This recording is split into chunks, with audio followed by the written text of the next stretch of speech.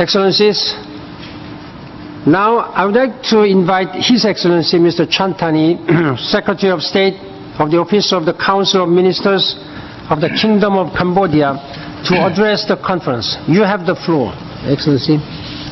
Thank you very much, Excellency.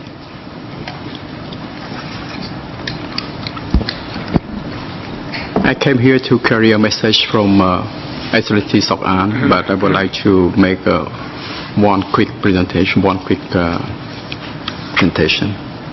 Excellencies, ladies and gentlemen, I am very honored to be with all of you today. On behalf of the Royal Government of Cambodia, I would like to thank the Secretary General for hosting this pledging conference. Designed to bring to justice senior leaders and those most responsible for the crimes committed during the Khmer Rouge regime, the ECCC is seen as a harbinger of judicial best practices in the country. We are proud of our excellent partnership with the United Nations and hope to further strengthen it. We are committed to the judicial due process and we work with our partners to ensure that internationally accepted standards are adhered to. As is the case with any other developing country, we too have limited resources and have to constantly balance competing demands. We very much appreciate the continued support from the international community to the ECCC. And on the behalf of the people of Cambodia, I would like to take this opportunity to convey our gratitude. Now I will read the message from Excellency Sok-an, Deputy Prime Minister of the Kingdom of Cambodia and Chair of the Task Force on the Khmer Rouge trials.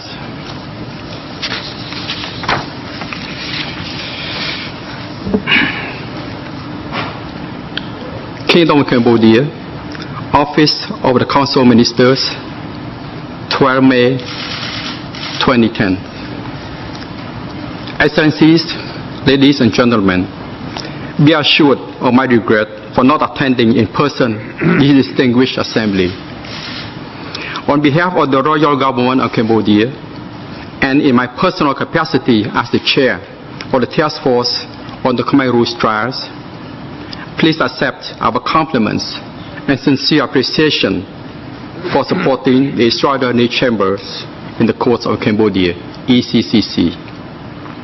We are pleased that the ECCC made significant progress in 2009. The successful completion of the trial phase in Case 001 was widely welcomed both nationally and internationally. The verdict is expected around next month. Here I would like to open a parenthesis. Right before we take off from Phnom Penh to New York on the 22nd, we have been informed by the President of the Trial Chamber in Case 001 that the verdict would be announced on July 26, 2010. So the decision date for Case 001 that we've been waiting for has finally been fixed. I close the parentheses and I continue. Investigations in Case 002 concluded in January, and we expected the closing order by September, which will then pave the way for the trial in this case. The ECCC has proved beyond doubt its ability to conduct complex international criminal trials to internationally accepted standards. The proceedings in Case 001 attracted unprecedented interest and support, with over 31,000 people physically attending the hearings, in addition to hundreds of thousands throughout the country who followed the proceedings through direct television broadcasts and through reports by hundreds of national and international media representatives. The ECCC is a national court and the only UN-assisted court established within the courts of the country where the crimes took place. This facilitates reconciliation and at the same time provides an opportunity to Cambodians to come to terms with their history and learn lessons for the future. We are proud and agree with some observers who are now beginning to think that ECCC might become a more appropriate model for UN-assisted courts that may be established in the future due to the following distinctions. One, the relatively short time for the adoption by judges of the internal rules which form the judicial basis for the court proceedings. Two, speedy progress.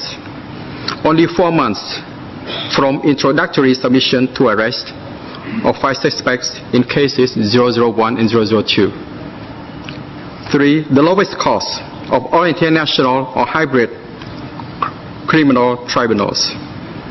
4. Active participation in the court hearings and support from national and international public from 500 to 1,000 persons per day. And 5. Participation of victims as civil parties in the court hearings.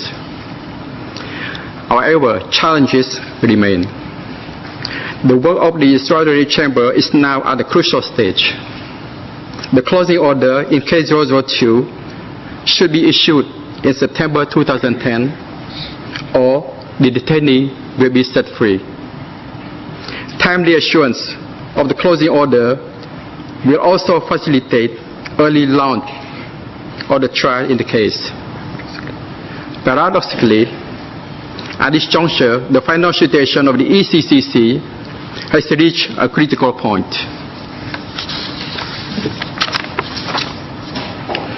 The national component of the ECCC ran out of funds in April. As of today, the national component faces a shortfall of 6.5 million in 2010, taking into account the European Community of $1 million in German funding now under discussion. The budget of 2011 amounting to $11.7 million is unfunded, with the exception of $1.1 million in cash and another $1.2 million in kind already contributed by the government of Cambodia. It is critically essential that the court's activities are not delayed due to lack of funds. The royal government of Cambodia and the United Nations are committed to ending impunity for the atrocities of the Khmer Rouge regime and fully support and respect the ECCC and its independent judicial process. We call upon the international community to renew its commitment to fully support the ECCC to ensure that the legacy of the court is preserved. Now that the budget of the ECCC has been approved by the group of interested states, I earnestly appeal to member states to come forward with contributions and pledges to enable both national and international components of the courts to discharge their historic mandate. In conclusion, please allow me to express my deep appreciation to the Secretary General for convening today's pledging conference and to wish you well in this important deliberation. Sok An, Deputy Prime Minister and Chairman of the Task Force for the Khmer Rouge trials. I thank you very much for your attention. I thank His Excellency Tani for his statement. Excellencies, I now invite Mr. Yun Yamazaki, United Nations Controller, to take over the chairmanship of this meeting. And thank you again for your participation and commitment and support. Thank you very much.